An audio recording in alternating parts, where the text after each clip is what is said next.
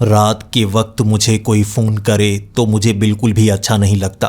दिन भर मैं इन्वेस्टिगेशन में लगा रहता हूँ और बहुत ज़्यादा थक जाता हूँ। रात को मुझे अच्छी नींद चाहिए होती है, क्योंकि अगर आप अच्छी नींद ना लें तो दिमाग सही से काम नहीं करता। लेकिन कभी कभी मेरे साथी पुलिस वालों को मेरी ज़रूरत पड़ जाती है और वो मेरी नींद में खलल डाल ही लेते हैं। कभी कभी मैं फ़ोन उठाता हूँ तो कभी फ़ोन नहीं उठाता। इस बार भी रात के 2:20 हो चुके थे।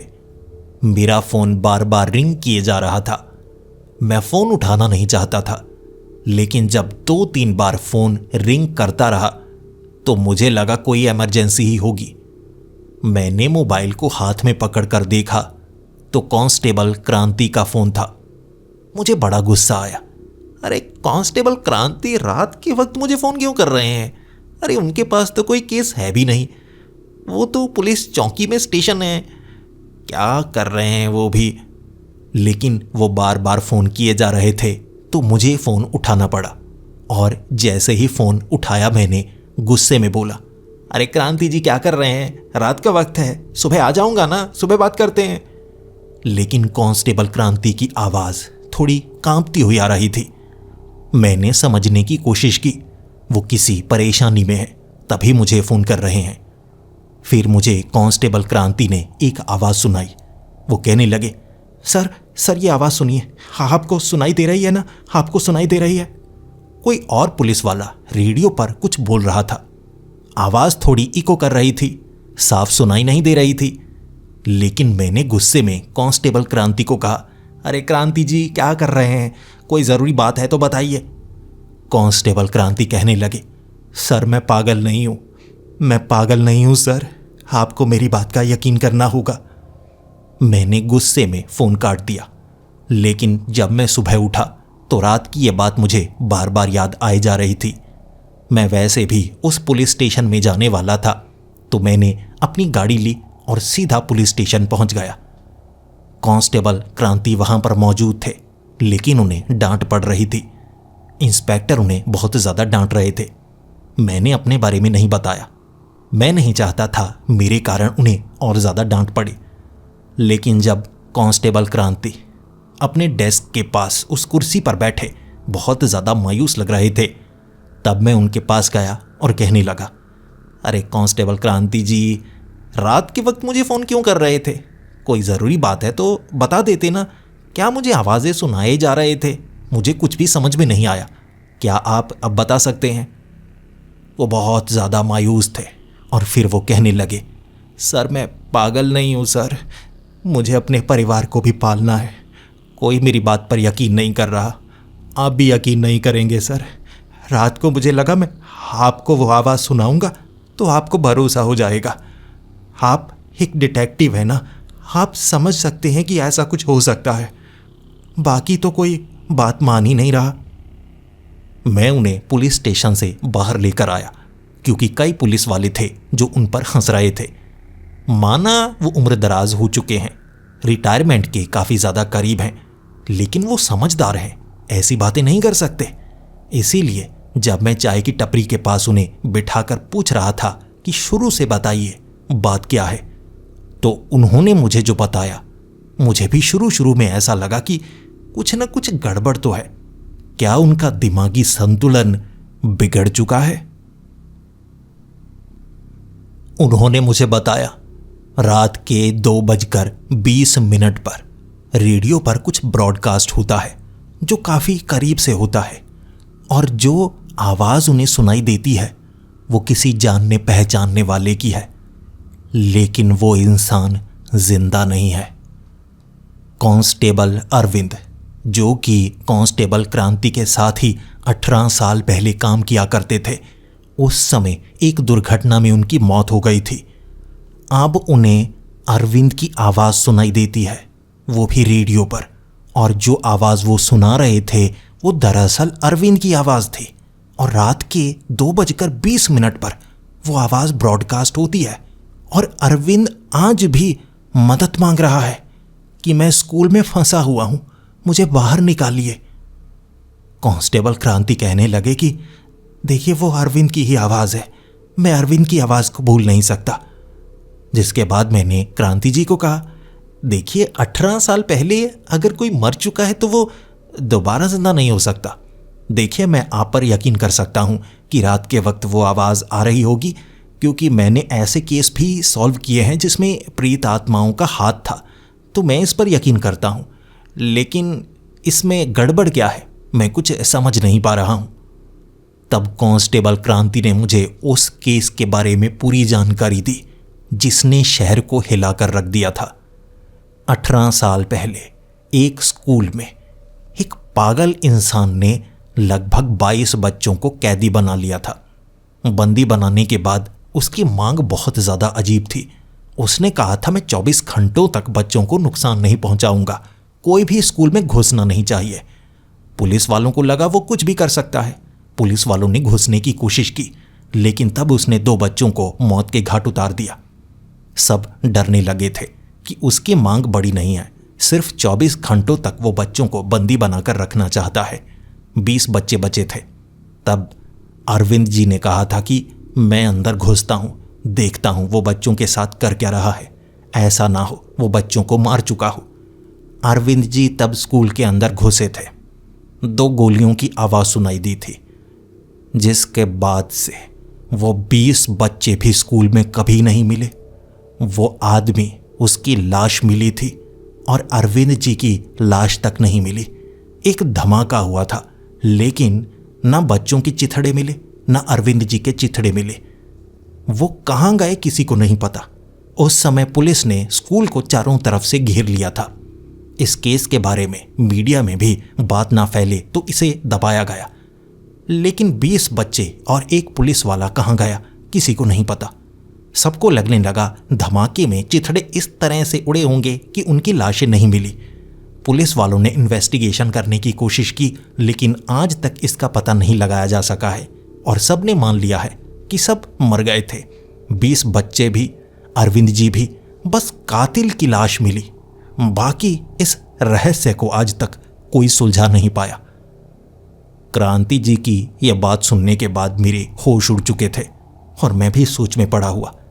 आपको क्या लगता है, अगर अरविंद मर चुका है तो उसकी प्रेत आत्मा रेडियो पर ये सिग्नल भेजकर क्या बताना चाहती है? तो क्रांति जी ने मेरी आंखों में एक उम्मीद की नज़र से देखा। यानी सर, आप यकीन करते हैं कि स्कूल में कुछ गड़बड़ हुई थी?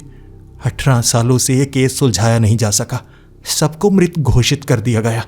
लेकिन सर, आप बड़े बड़े केस सुलझा चुके हैं, आप सच का पता लगा सकते हैं सर। मैंने कहा, क्रांति जी, बाकियों से झगड़ा करना बंद कीजिए, आपकी बात पर कोई यकीन नहीं करेगा।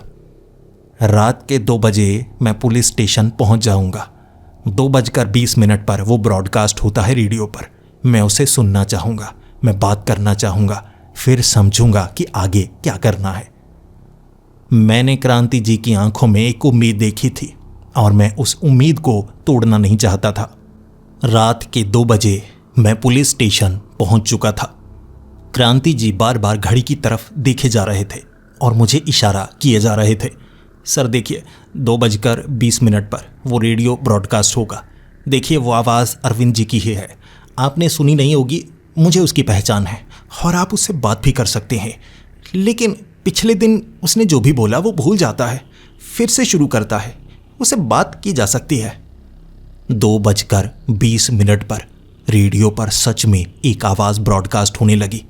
हेलो हेलो, मैं अरविंद बोल रहा हूँ, मैं स्कूल में हूँ, बच्चों के बेहद करीब हूँ। वो आदमी साधारण नहीं है, वो आदमी साधारण नहीं है, कुछ गड़बड़ है। उन बच्चों को मैं बाहर कैसे निकालूं, मुझे समझ में नहीं आ रहा। जिसके बाद मैंने अरविंद से बात करनी चाहिए, क्योंकि मुझे लग रहा था अरविंद एक भटकती हुई आत्मा बन चुका है, लेकिन कम से कम वो सच तो बता सकता है। 18 साल पहले क्या हुआ था, बच्चे कहाँ गए, वो कहाँ गया, आखिर इसके बारे में पता तो लगाया जा सकता है। मैंने अरविंद से बात की। देखो अरविंद, सबसे पहले मैं तुम्हें बता दूं कि तुम वहीं पर रहो और बताओ तुम्हें आसपास क्या नजर आ रहा है, बच्चे कहाँ पर हैं और उस आदमी के साथ गड़बड़ क्या है।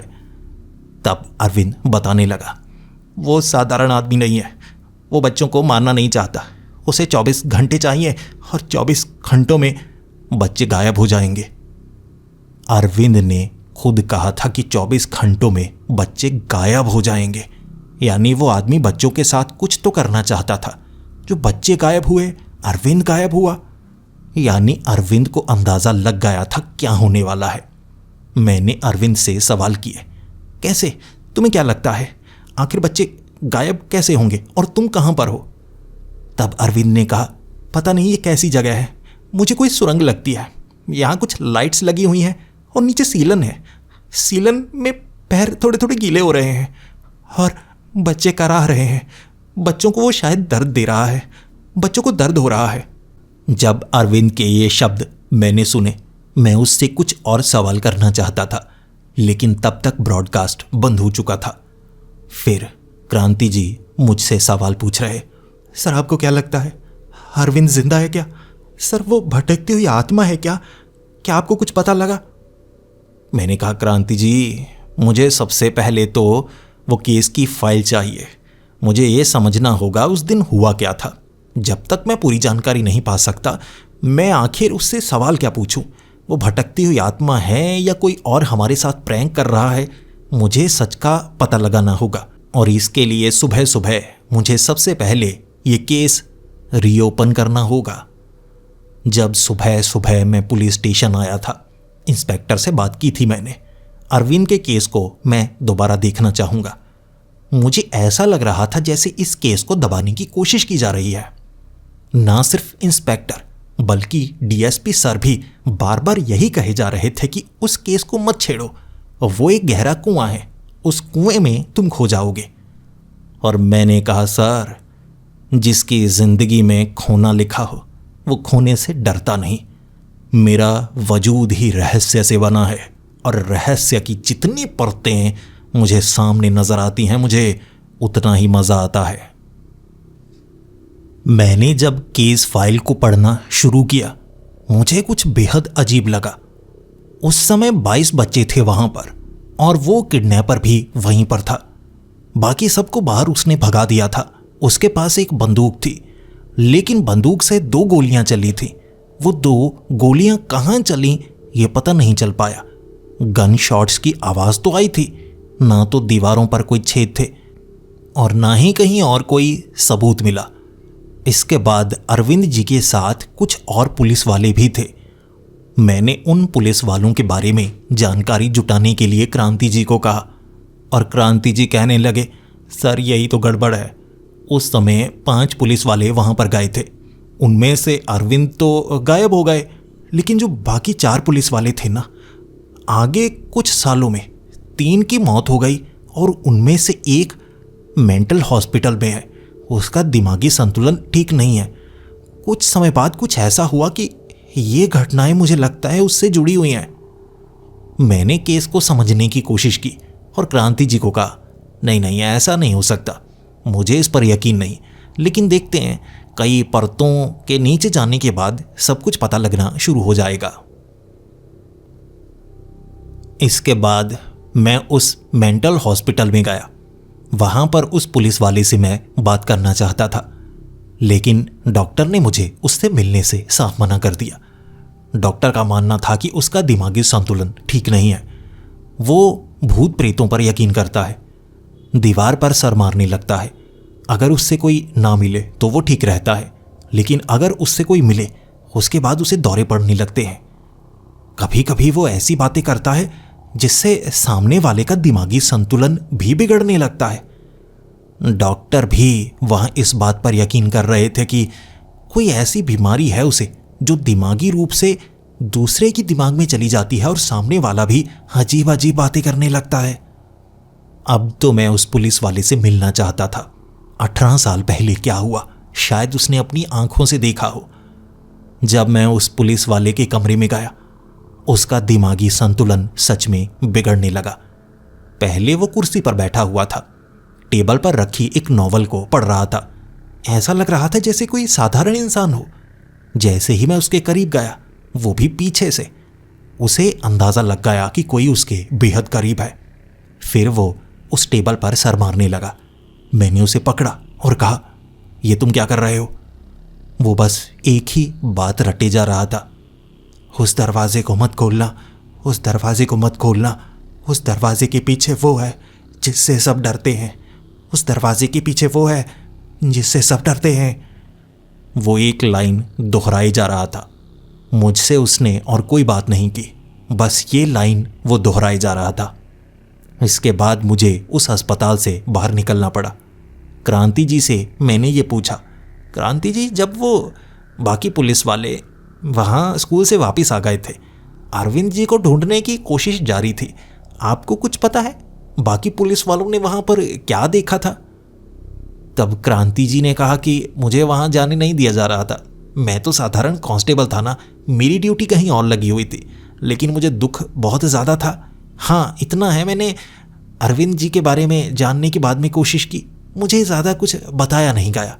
इस केस को थोड़ा सा गुप्त रखा गया क्योंकि जो 20 बच्चे गायब हुए थे, अगर मीडिया में ज़्यादा खबर फैलती तो हमारी बदनामी हो सकती थी। लेकिन आप केस फाइल में जानकारी ढूंढ सकते हैं। इसके बाद मैं उन परिवारों से मिलना चाहता था जिनके बच्चे गायब हुए हैं। मैं एक एक करके उस एड्रेस पर जाने लगा जो बच्चों के परिवार वालों के थे।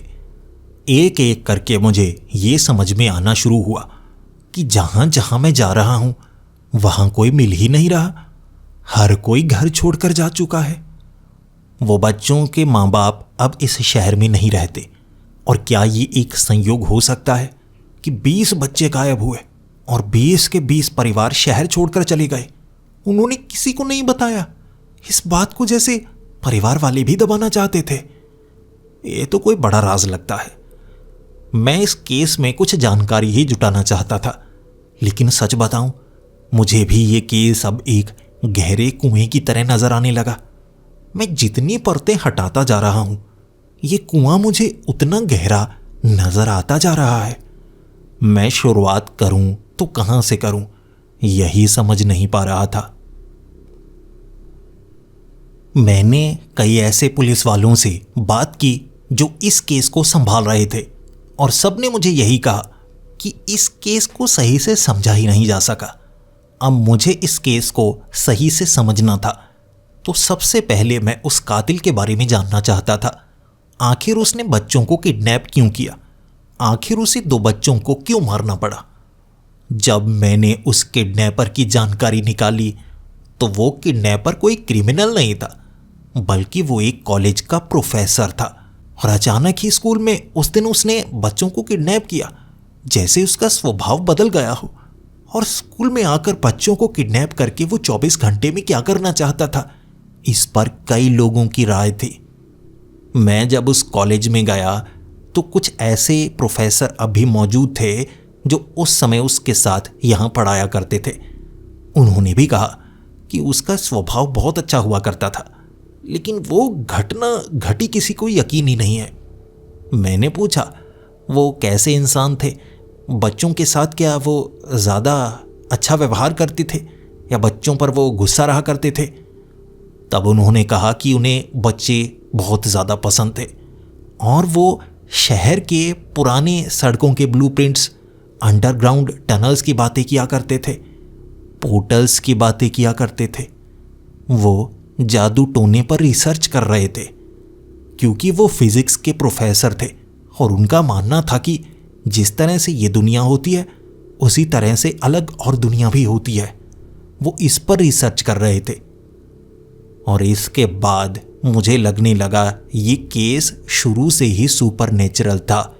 किसी ने भी 18 साल पहले इस बात पर ध्यान दिया ही नहीं कि प्रोफेसर स्कूल के अंदर करना क्या चाहते थे। रात को 2:20 पर मैं पुलिस स्टेशन में ही था। क्रांति जी मेरे साथ थे। मैं एक बार अरविंद जी से बात करना चाहता था। उनकी भटकती हुई आत्मा से बात करके शायद उस समय क्या हुआ मुझे उसकी जानकारी मिल जाए। लेकिन 2 बजे तक वहाँ और भी पुलिस वाले आ चुके थे।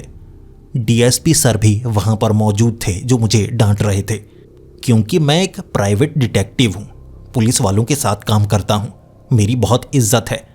लेकिन उस दिन मुझे डीएसपी सर ने कहा था, देखिए आपको बाहर जाना होगा, ये पुलिस स्टेशन है, यहाँ पुलिस वाले काम करते हैं, आप प्राइवेट डिटेक्टिव हैं। माना पुलिस वालों की आप बहुत ज़्यादा मदद करते हैं, मिलकर काम करते हैं, लेकिन अब ये केस से आपको दूर होना होगा, क्योंकि कुछ राज हैं पुलिस वालों के जो हम बाहरी लोगों को बता नहीं सकते। और क्रांति जी, मुझे लगता है आपको सस्पेंड करने का समय आ गया है। आप रात के वक्त किसी बाहरी को इस तरह से पुलिस स्टेशन में बिठाकर ये कैसी ऊट पटांग ब्रॉडकास्ट सुनाते हैं? वो भूतों की बातें आप अपने दिमाग में रखिए। कल पुलिस स्टेशन आइए, आपको आपका सस्पेंशन लेटर मिल जाएगा। मुझे पुलिस स्टेशन से बाहर भेज दिया गया था और पुलिस स्टेशन के बाहर क्रांति जी मुझे मिले थे और फिर मुझे कहने लगे थे, सर ये केस सच में बहुत अजीब है सर, मुझे कुछ पुलिस वालों पर भी शक रहता है। शायद उस समय प्रोफेसर के साथ कुछ पुलिस वाले भी मिले हो सकते हैं, लेकिन ये सिर्फ शक है मेरा, क्योंकि मुझे लगता है कई पुलिस वाले इस केस को दबाना चाहते हैं सर, इसकी जानकारी देते ही नहीं। जो पुलिस वाले थे एक एक करके मारे गए, एक पागल हो गया, बाद में जिसने केस को संभाला उसे ज़्यादा जानकारी दी नहीं गई, उसकी ट्रांसफ़र हो गई, उसके बाद इस केस को बंद कर दिया गया। बच्चों को ढूंढा नहीं गया, अरविंद जी को ढूंढा नहीं गया, और अब ये आवाज़ें मुझे एक बहुत बड़ी साजिश की बू आती है सर।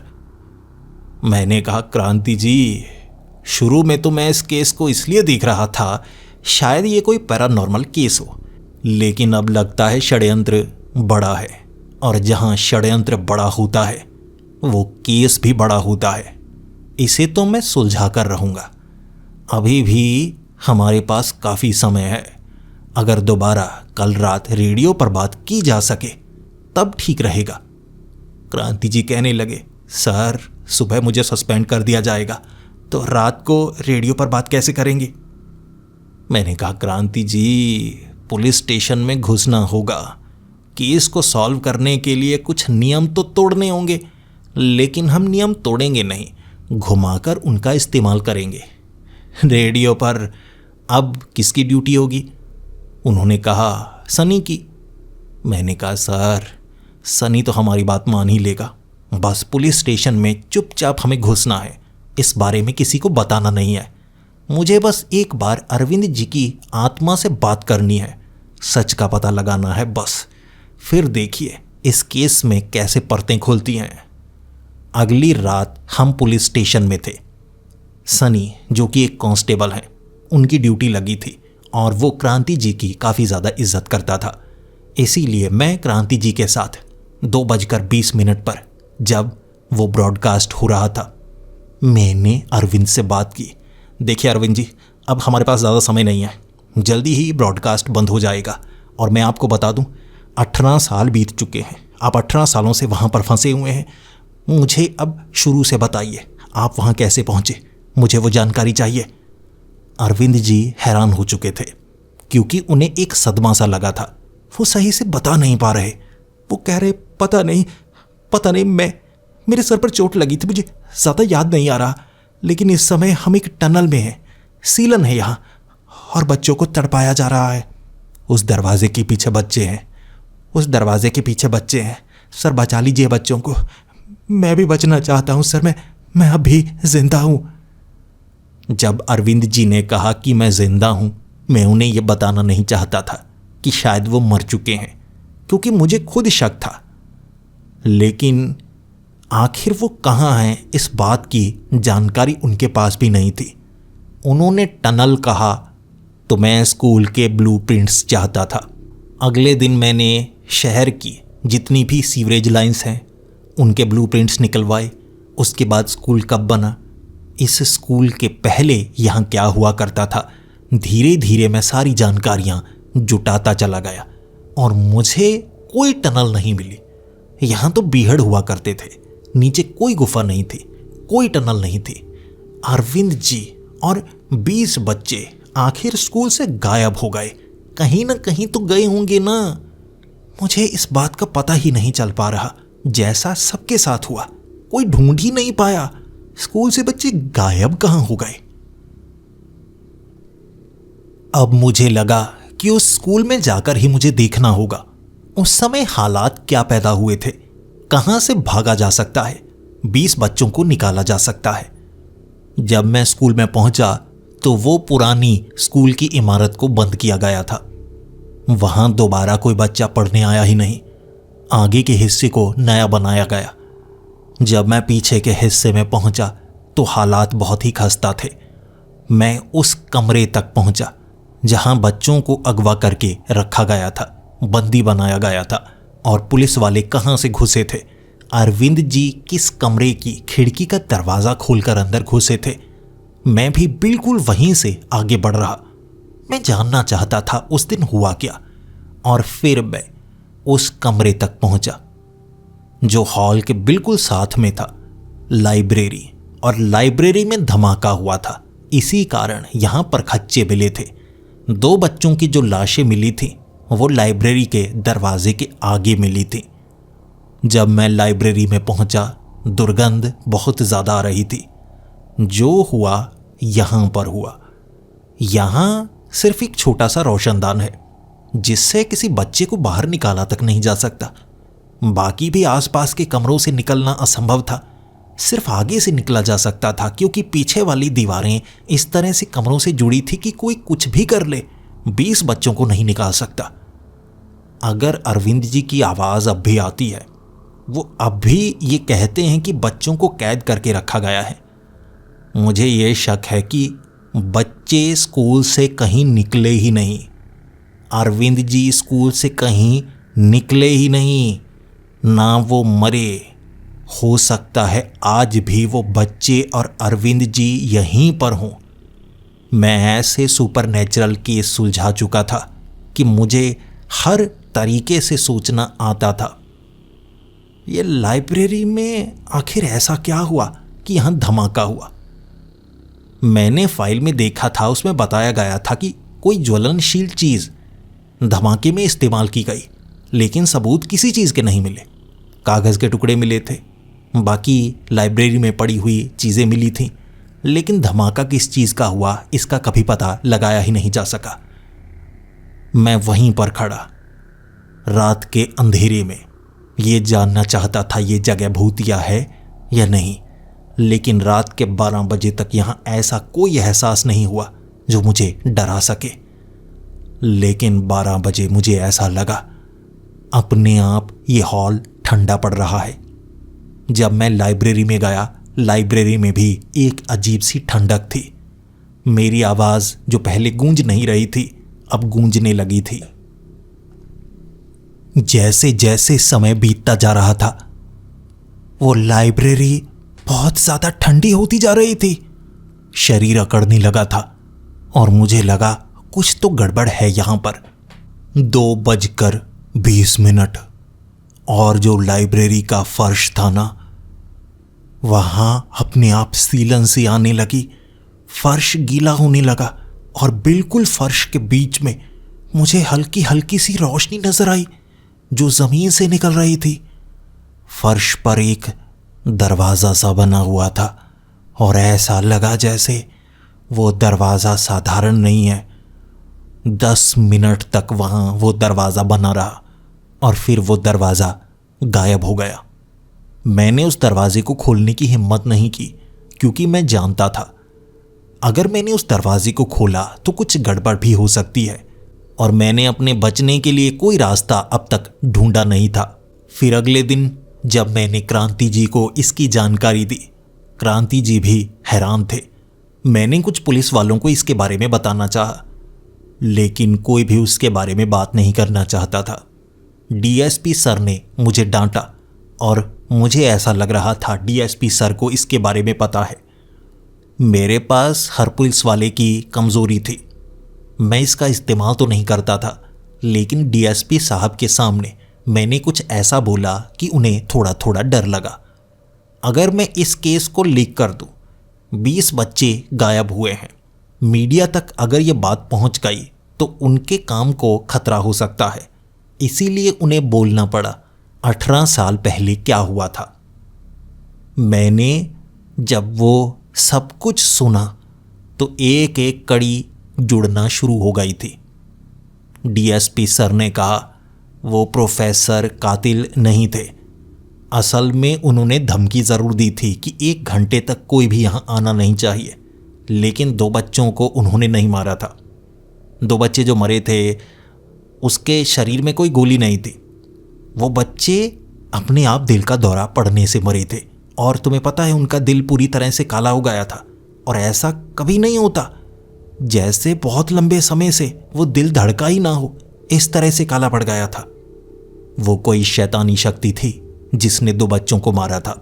और उसके बाद धमाके के कारण प्रोफेसर मारा गया था, और प्रोफेसर असल में बच्चों को शायद मारना चाहता ही नहीं था।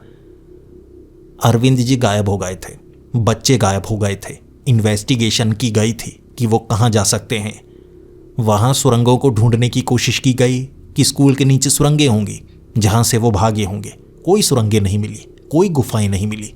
लेकिन एक पुलिस वाले ने लाइब्रेरी में कुछ ऐसा ढूंढा था जो बड़ा अजीब था। एक दरवाज़ा। उसने दरवाजे की बात की थी, लेकिन दरवाजे के बारे में वो जानकारी दे नहीं पाया। वो मारा गया था। उस समय 5 पुलिस वाले गए थे। अरविंद जी गायब हो गए। उनमें से एक के पास बाद में केस था, वो अपने घर में मरा हुआ पाया गया। बाकी 2 भी मरे, और एक पुलिस वाला जो कि पागल खाने में है। डीएसपी सर को पता था, मैं उससे मिलकर आया हूँ, और डीएसपी सर यही कह रहे थे कि वो जो दरवाज़ा मिला था वहाँ कहीं था जिसे दोबारा ढूंढा नहीं जा सका। हमने तो फर्श तक तुड़वा दिए थे, वहाँ कोई दरवाज़ा नहीं था। और मैंने डीएसपी सर को कहा, सर मैंने दरवाज़ा ढूंढ लिया है, मुझे मदद चाहिए, मैं सच से पर्दा उठा सकता हूँ। बच्चे कहाँ गए, अरविंद जी कहाँ गए, मैं जान सकता हूँ। असल में किसी ने रात के वक्त ये कभी देखा ही नहीं कि वो दरवाज़ा असल में वहाँ था नहीं, प्रकट होता था रात के वक्त। डीएसपी सर को मैंने अपनी थ्योरी समझाई।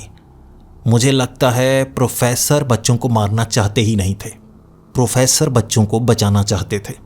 वहाँ शायद कुछ ना कुछ ऐसा होने वाला था कि प्रोफेसर 1 घंटे बच्चों को बचाना चाहते होंगे। वो धमाका जो हुआ वो प्राकृतिक नहीं था, कुछ ना कुछ ऐसा था जो हमारी सोच से परे है, जिसमें प्रोफेसर मारे गए और 2 बच्चे भी तभी मारे गए। और बाकी के जो 20 बच्चे थे और अरविंद जी थे, वो शायद बचकर निकले होंगे या कोई उन्हें ले गया, और वो शायद उस दरवाजे से गए जो रात को दिखता है।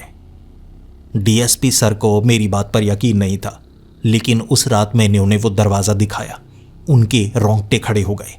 उन्होंने कहा कि कई पुलिस वाले ये बात पर यकीन करते थे कि यहाँ कुछ न कुछ तंत्र मंत्र का इस्तेमाल हुआ है, लेकिन इस केस को जितनी हवा दी जाती बदनामी पुलिस की होती। और वो परिवार जिनके बच्चे गायब हुए थे वो शहर छोड़कर इसलिए गए क्योंकि उन्हें अपने बच्चे नजर आते थे। उनकी आत्माएं, भटकती हुई आत्माएं, 20 परिवार पागल होने की कगार पर थे, तो उन्होंने शहर को छोड़ा। ये जानकारी डीएसपी सर से मिली। मैंने डीएसपी सर को कहा, सर हमें दरवाजे के पार जाना होगा, देखना होगा। और डीएसपी सर ने कहा कि उस पार जाने के बाद वापस आने का रास्ता ना मिला तो आखिर वहाँ क्या हुआ, पूरी सच्चाई हमें नहीं पता। मैंने सच्चाई जानने की वो कोशिश जारी रखी। आखिर वो दरवाज़ा क्या हो सकता है? मुझे जानने पहचानने वाले ऐसे लोग थे जो जादू टोना करते थे, तंत्र मंत्र करते थे, कुछ वैज्ञानिक तो कुछ तांत्रिक। उस दरवाजे की जानकारी मैंने उन तक पहुंचाई और उन्होंने मुझे ये जानकारी दी। ये एक अनिष्ट द्वार है, अनिष्ट द्वार जो ऐसे मंत्रों से खुलता है जो शैतानी ताकत को बुलाने के लिए इस्तेमाल किए जाते हैं। लाइब्रेरी में कोई ना कोई ऐसी किताब थी जो शायद प्राचीन काल के उन मंत्रों की होगी, और किसी बच्चे ने हो सकता है वो गलती की हो जिससे वो दरवाज़ा बन गया हो, और इसका पता प्रोफेसर को लग गया होगा। और प्रोफेसर को सही समय पता था दरवाजे के खुलने का। उन्होंने बच्चों को बचाने की कोशिश की, लेकिन स्कूल के कुछ टीचर जिन्होंने पुलिस को बता दिया, पुलिस वहाँ आ गई उन्हें सही से समय मिल ही नहीं पाया और ये हादसा हुआ। मुझे मेरे साथियों ने यह बताया था। अब मुझे उस दरवाजे के पार पहुंचकर पूरी सच्चाई का पता करना था। क्रांति जी मेरे साथ जाने को तैयार थे। डीएसपी सर ने और पुलिस वालों से बात की, लेकिन हर कोई डर रहा था। इसीलिए मैंने क्रांति जी से पूछा, अगर आप भी जाना चाहते हैं तो ठीक है, आप मना करना चाहते हैं तो मना कर सकते हैं, मैं अकेले जाऊंगा। क्रांति जी का कहना था, नहीं, अरविंद जी जहां पर गए मुझे भी सच जानने का हक है। उस समय स्कूल को घेरा जा चुका था। कई पुलिस वाले उस रात स्कूल के आसपास थे। हमें मदद की ज़रूरत पड़ती तो वो पुलिस वाले मदद करते। दरवाजे के पार क्या देखने को मिलेगा मुझे नहीं पता था। मैं और क्रांति जी जब हमने उस दरवाजे को खोला था ना, वहाँ से रोशनी नज़र आई थी। और एक सबसे हैरानीजनक चीज़, दरवाज़ा फर्श पर था, तो अगर हम दरवाज़ा खोलते तो नीचे कोई खड्डा नज़र आता, कुछ ऐसा नज़र आता, लेकिन नीचे एक कॉरिडोर नज़र आया। सुरंग का एक कॉरिडोर बिल्कुल सीधा नीचे की तरफ जाता हुआ। जैसे ही उसमें पैर रखा, गुरुत्वाकर्षण जैसे टेढ़ा हो गया हो। हम नीचे नहीं गिर रहे थे, हम चल रहे थे उल्टे गुरुत्वाकर्षण के कारण। और जब हमने पीछे मुड़कर देखा तो पीछे हमें लाइब्रेरी वाला कमरा नजर नहीं आ रहा था, बल्कि दरवाजे के पार अंधेरा। और फिर हमने वो टनल को देखा। ऊपर लाइट्स लगी हुई थी, नीचे सीलन वाला फर्श था। अरविंद जो रेडियो स्टैटिक में बोलते थे ना, ये बिल्कुल वैसी ही सुरंग थी। मैंने क्रांति जी का हाथ पकड़ा हुआ था। हम दोनों सहमे हुए थे। धीरे धीरे हम आगे बढ़ रहे। क्रांति जी ने आवाज लगानी चाहिए और मैंने क्रांति जी को कहा, नहीं नहीं, हम अपनी दुनिया में नहीं हैं, ये एक अलग जगह है। अनिष्ट द्वार के पार अनिष्ट दुनिया आती है और यहां आवाज ना लगाएं तो ज्यादा अच्छा है। अरविंद जी जिंदा हैं या नहीं मुझे नहीं पता, बच्चे जिंदा हैं या नहीं है मुझे नहीं पता, लेकिन हमें जिंदा रहना है तो हमें चुप रहना होगा। ध्वनि आकर्षित करती है बुरी आत्माओं को भी, और ध्वनि के इस्तेमाल से ही प्राचीन काल से ऐसे द्वार खुलते रहे हैं। तो ध्वनि से बचना है, हमें आवाज नहीं करनी है। हमने जूते उतार दिए थे, नंगे पांव चल रहे थे ताकि आवाज ना हो। मैंने घड़ी की तरफ देखा। घड़ी बंद पड़ चुकी थी, समय जैसे रुक चुका था। ऐसा लग रहा था हवा में कण लटके हुए हैं, जैसे छोटे छोटे पार्टिकल्स मुझे हवा में लटके हुए महसूस हो रहे थे। गुरुत्वाकर्षण भी बड़ा अजीब था। अगर आप छत को छुओ तो गुरुत्वाकर्षण उल्टा हो जाता, जिस चीज को छूते उसी से जैसे चिपक जाते। गुरुत्वाकर्षण हर दिशा में बह रहा था। यह बड़ी अजीब सी टनल थी, एक सुरंग जो ईंटों से बनी हुई लग रही और पुरानी तांबे की तार लगाई गई थी। छोटे छोटे बल्ब थे जो ऊपर लटके हुए। नीचे जो पानी था ना, वो पूरी तरह से काला था, तारकोल की तरह, लेकिन जब छुओ वो पारदर्शी हो जाता। दृश्य ऐसे थे कि आंखें चकाचौंध हो गई। मैं और क्रांति जी धीरे धीरे कदम आगे की तरफ बढ़ाते वक्त वो आवाजें सुन रहे थे। गूंजती हुई वो बच्चों की आवाजें थी, ऐसे गूंज रही थी जैसे वो करीब ही हों। तब एक चेन की आवाज भी हमें सुनाई दे रही। थोड़ा सा आगे पहुंचे थे हम, तब हमें एक जख्मी आदमी मिला, पुलिस वाला। क्रांति जी की आंखें खुली की खुली रह गई थी। ये तो इंस्पेक्टर देवव्रत हैं, इंस्पेक्टर देवव्रत, जिनकी ट्रांसफर हो गई थी। मुझे तो यही बताया गया था। ये यहां क्या कर रहे हैं? जब हमने उस इंस्पेक्टर से बात की जो कि पाइप के बीच फंसे हुए थे, वो पाइप गर्मी के कारण टेढ़ी हो गई, उनकी टांग वहां पर फंसी थी और वो कह रहे थे, जल्दी करिए, मुझे यहां से जल्दी निकालिए, हमें आगे भी जाना है। उन्हें अंदाजा तक नहीं था वो घटना घटे 18 साल हो चुके हैं। ये वो पुलिस वाले थे जो इन्वेस्टिगेशन के लिए शायद यहां पर आए होंगे और गायब हो गए, जबकि अभी तक हमने अरविंद को भी ढूंढा नहीं था। मेरे पास कुछ था जिससे मैं पाइप को काट सकता था। उस पुलिस वाले के पास उस समय ये नहीं था, लेकिन उसकी उम्र बड़ी नहीं थी। 18 सालों से वो वैसा का वैसा ही दिख रहा, जैसे यहां पर समय रुक गया हो। जब उस पाइप को काटा मैंने, वो हमारे साथ आना चाहता था। मैंने कहा वो सामने दरवाज़ा है, दरवाजे के पार चले जाना और तुम्हें पुलिस वाले भी लेंगे। ये बात बाहर निकलनी नहीं चाहिए, हमारा इंतज़ार करना, सबको कहना हम वापस आ रहे हैं। उस पुलिस वाले को वहाँ से भेज दिया था। जिसके बाद जब हम आगे पहुँचे, एक बड़ा लाल दरवाज़ा था, लाल लकड़ी से बना हुआ, और अंदर से लाल लाल रोशनी भी निकल रही। और बिल्कुल दाईं तरफ एक पेड़ था जो आधा दीवार से बाहर निकला हुआ। नीचे गिरे हुए अरविंद को देखा जब क्रांति जी ने, हम हैरान थे। अरविंद अभी वैसे के वैसे ही लग रहे, जैसे 18 साल पहले हुआ करते थे। एक लोहे की चेन से बंधे हुए थे, उस पेड़ के साथ वो चेन बंधी थी, और वो रेडियो जो उनके पास था उसमें से वो बोले जा रहे। हमें देखकर वो हैरान हो गए, खुश भी थे कि आप जल्दी ही आ गए, जल्दी करिए, बच्चों को खतरा हो सकता है। अब हम अरविंद जी से बात कर सकते थे, लेकिन उस लाल दरवाजे के पीछे क्या है, अरविंद जी बताना नहीं चाहते थे। उन्होंने बस यही कहा, हमें तैयार होना होगा। मैंने पूछा, किस लिए तैयार होना होगा? अरविंद जी ने कहा, प्रोफेसर ये सब रोकना चाहते थे, लेकिन हमारे पास समय कम था। वो दरवाज़ा खुल गया, और वो शैतानी ताकत जिसे देखकर बच्चों को उस तरफ नहीं भागना चाहिए था, वो शैतानी ताकत हमें फंसा रही थी। दरवाजे की तरफ वो सामने आ गई, और बच्चे ज़मीन पर बने उस दरवाजे को खोलकर भागे, क्योंकि एक ही रास्ता था। मुझे भी लगा उस तरफ जाना ठीक होगा। तब बच्चे इस लाल दरवाजे के पीछे गए, और मुझे नहीं पता मेरे पैर में ये चेन कैसे आ गई।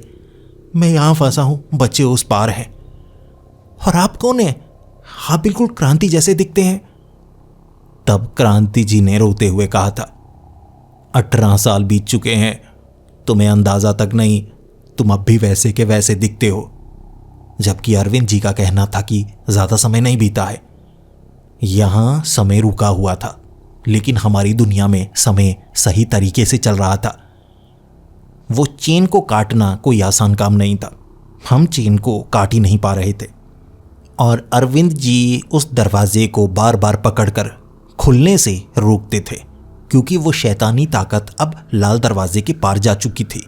वो इस तरफ ना आए, वो दरवाजे को बार बार बंद कर दिया करते। पीछे से बच्चों के चीखने चिल्लाने की आवाज़ आया करती थी, लेकिन कोई बच्चा दरवाजे के करीब नहीं आता। वो शैतानी ताकत बाहर निकलने की कोशिश करती, और अरविंद जी उसे रोक रहे थे। हमें अब कुछ हद तक सब कुछ समझ में आ गया था।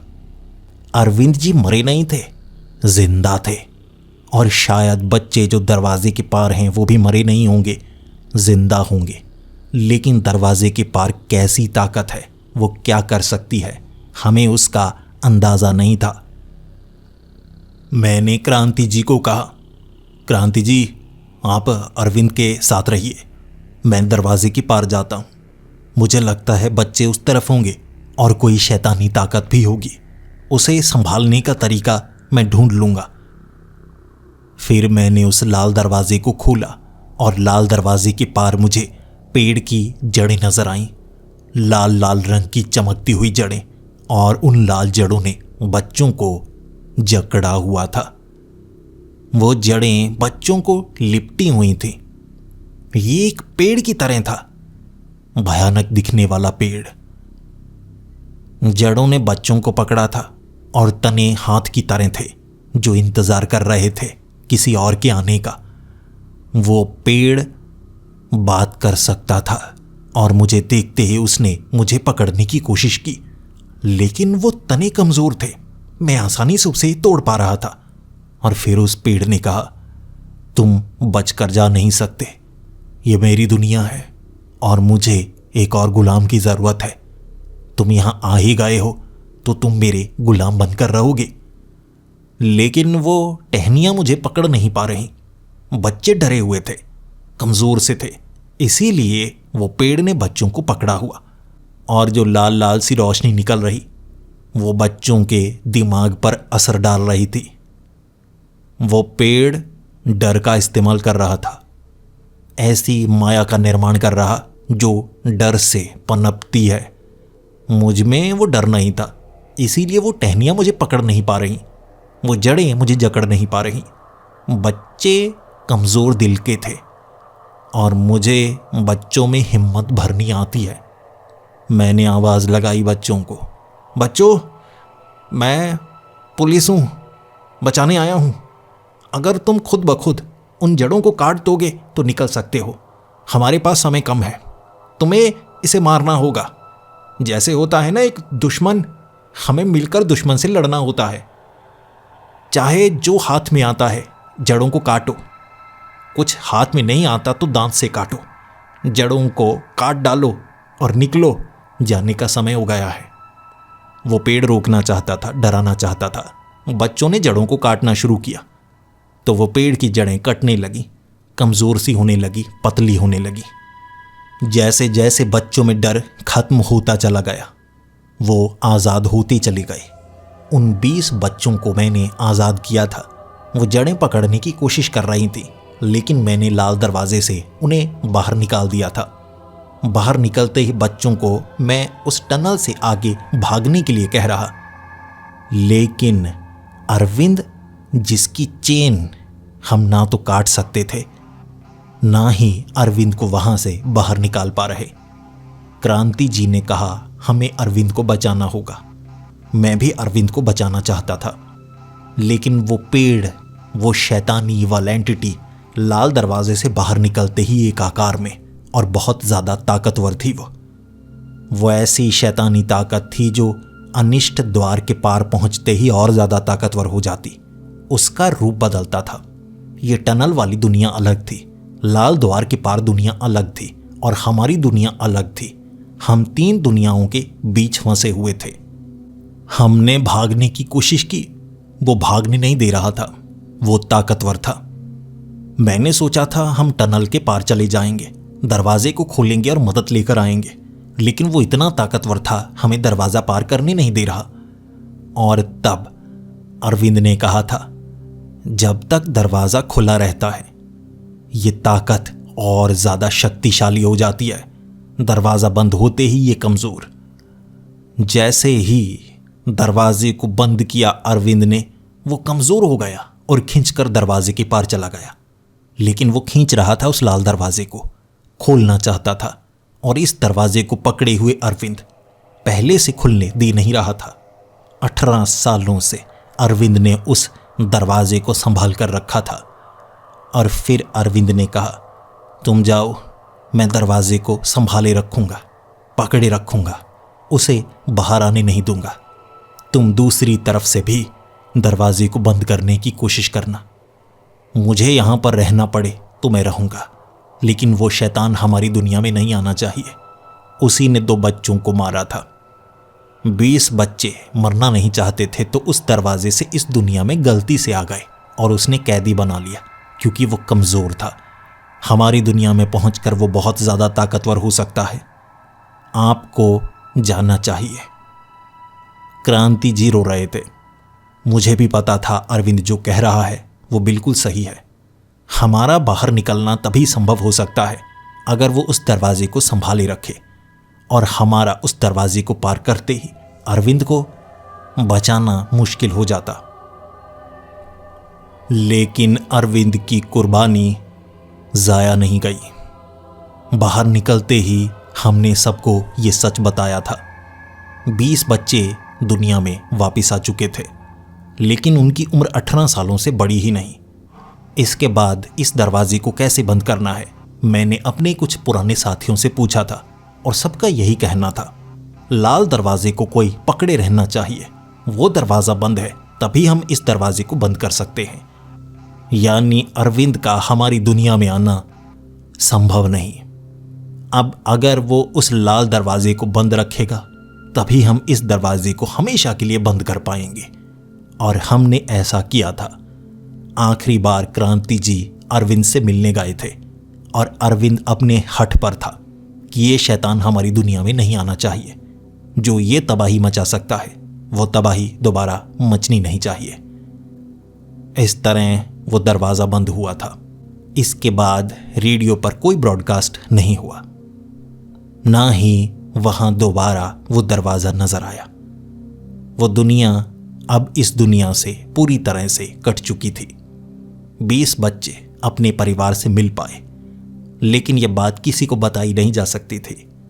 भले ही 18 साल बाद, लेकिन आखिरकार उनके बच्चे घर वापस आ गए, जिनके लिए समय आगे बढ़ा ही नहीं था। भले ही मैंने ये केस सुलझा लिया था, लेकिन मन में एक कसक रह गई। क्या मैं किसी तरह से अरविंद को बचा सकता था? मेरे किसी भी साथी ने इसमें हामी नहीं भरी थी। सबका यही कहना था, अगर हम उसे बचाते शायद अपनी इस दुनिया में उस शैतान को रोक ना पाते। बस इस केस की यही हार थी मेरी, वरना इस केस को मैंने सुलझा लिया था।